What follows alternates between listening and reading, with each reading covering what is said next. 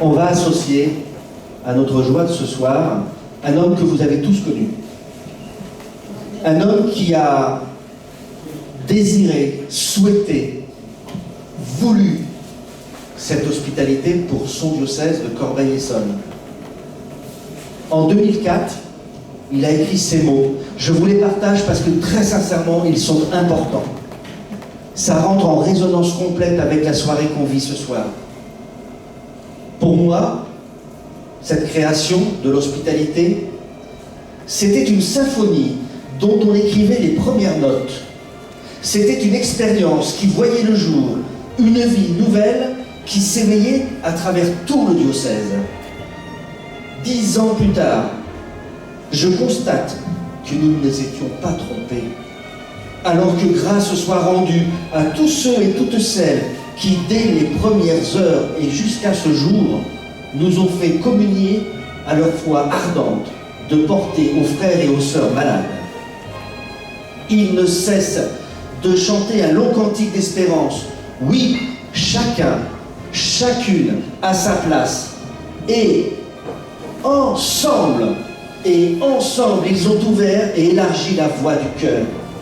Cette voie est celle du partage, qui remet en confiance et en toute dignité.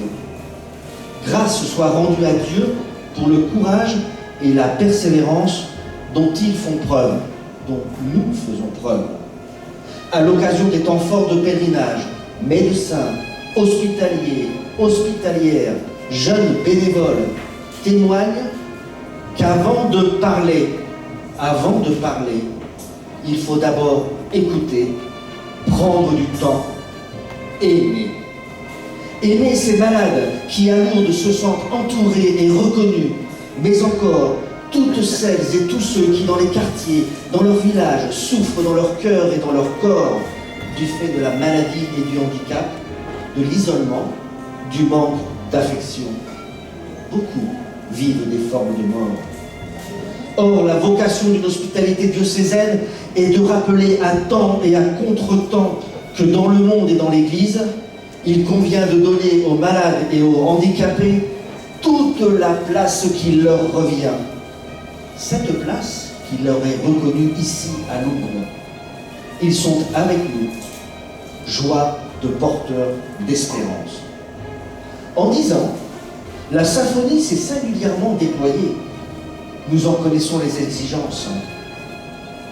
Chaque instrument doit prendre toute sa place sans empiéter sur l'autre. Et on a un musicien avec nous. Chaque instrument doit prendre toute sa place. Chaque note est importante, se fait entendre, se fond dans les autres et jamais ne se perd. Une symphonie, c'est aussi un chœur où chaque voix s'unit aux autres voix pour vibrer à l'unisson et rejoindre ce coin de beauté que possède tout homme dans son cœur. L'hospitalité, une symphonie pastorale. Pourquoi pas? Les échos qui montent jusqu'à moi, dans ma retraite, m'en donnent la certitude et me réjouissent.